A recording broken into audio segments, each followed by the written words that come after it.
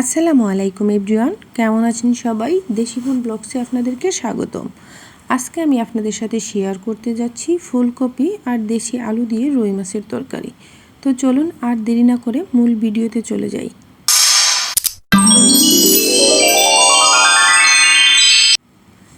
এখানে ফুলকপি আর দেশি আলুটা ভালো করে কেটে হালকা কুসুম গরম পানিতে ভিজিয়ে রেখেছিলাম 5 থেকে 7 মিনিটের মতো।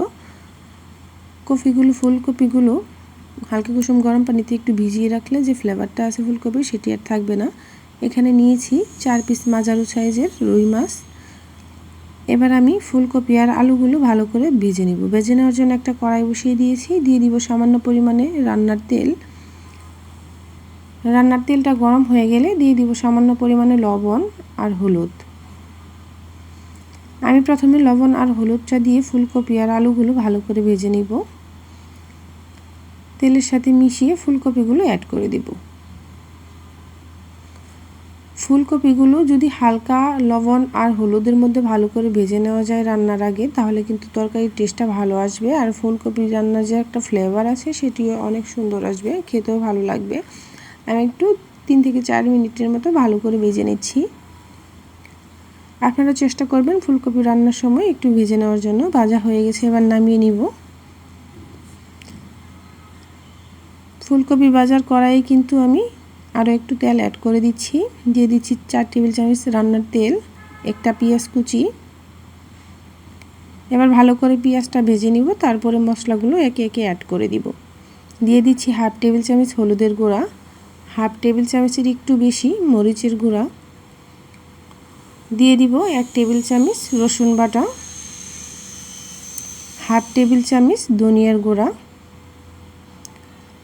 দিয়ে দিব হাফ টেবিল চামচ লবণ। লবণের পরিমাণটা একটু কমিয়ে দিচ্ছি, ফুলকপি ভাজার সময় কিন্তু আমি লবণ অ্যাড করেছি। এবার মশলাগুলো ভালো করে তেলের সাথে মিশিয়ে নিব। মিশিয়ে 2 মিনিটের মতো ভেজে নিব। সেক্ষেত্রে কিন্তু চুলার আঁচটা অবশ্যই কমিয়ে দিতে হবে। 2 মিনিট ভাজার পর অল্প একটু পানি অ্যাড করে মশলাগুলোকে কষিয়ে নিব। পানি অ্যাড করে দিয়েছি, এবার ঢাকনা দিয়ে 3 থেকে 4 মিনিট মতো মশলাগুলো কষিয়ে নিব। ফিরে আসলাম 3 মিনিট পর। মশলাটা কষানো হয়ে গেছে, এবার অ্যাড করে দিব রুই মাছগুলো। আমি কিন্তু মাছগুলো কষিয়ে রান্না করলে ভেজেও রান্না করতে পারেন। মাছগুলো তেল মশলার সাথে ভালো করে মিশিয়ে নিব, তারপর ঢাকনা দিয়ে ঢেকে কষিয়ে নেব 4-5 মিনিটের মতো। অফ ক্যামেরাতে আমি একটু নাড়াচাড়া করে রেখেছিলাম, মাছগুলোকে ওলটপালট করে দিয়েছিলাম। মাছগুলো কষানো হয়ে গেছে, এবার উঠিয়ে নিব। মাছ কষানোর যে মশলাটা আছে সেটাতেই কিন্তু ফুলকপি আলুগুলো একসাথে কষিয়ে নিব। অ্যাড করে দিয়েছি ফুলকপি আর আলুগুলো, এবার তেল মশলার সাথে একটু মিশিয়ে নিব। মেশানো হয়ে গেলে ঢাকনা দিয়ে ঢেকে কষিয়ে নেব 2 থেকে 3 মিনিটের মতো।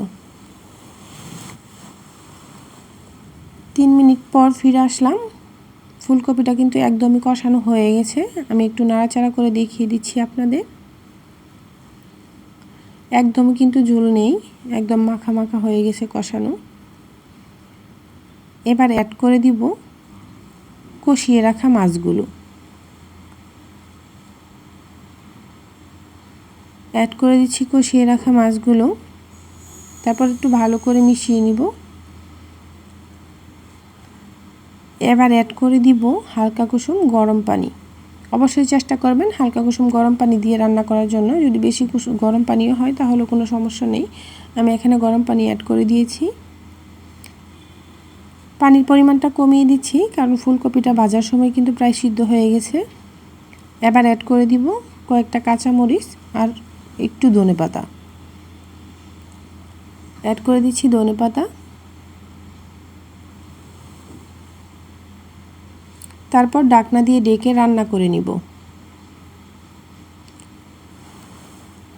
ঢাকনা খুলে 2-3 মিনিট পর একটু নাড়াচাড়া করে দিতে হবে।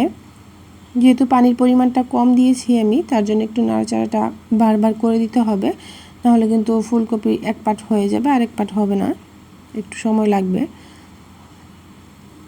আবারও ঢাকনা দিয়ে ঢেকে রান্না করে নিব 2 থেকে 3 মিনিটের মতো।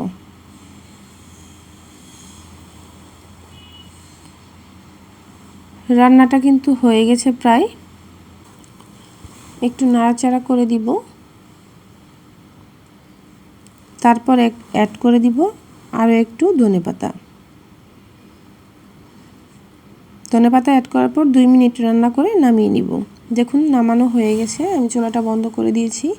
তরকারিটা হয়ে গেছে, দেখতে কতটা সুন্দর লাগছে, খেতেও কিন্তু ভীষণ টেস্টি একটি রেসিপি। অবশ্যই বাসায় ট্রাই করবেন এইভাবে ফুলকপি রান্না। আর আমার রেসিপিটা যদি কারো ভালো লেগে থাকে অবশ্যই লাইক, কমেন্ট, সাবস্ক্রাইব করে দিবেন। আর পাশে থাকা বেল বাটনটি অন করে দিবেন আমার নতুন নতুন ভিডিও পাওয়ার জন্য। আর যারা ফেসবুক পেজ থেকে দেখছেন তারা অবশ্যই ফলো দিয়ে রাখবেন আমার নতুন নতুন ভিডিও পাওয়ার জন্য। আবারও কথা হবে নতুন কোনো ভিডিও নিয়ে। সেই পর্যন্ত ভালো থাকবেন, সুস্থ থাকবেন। আজকের মতো এই পর্যন্তই। আল্লাহ হাফেজ।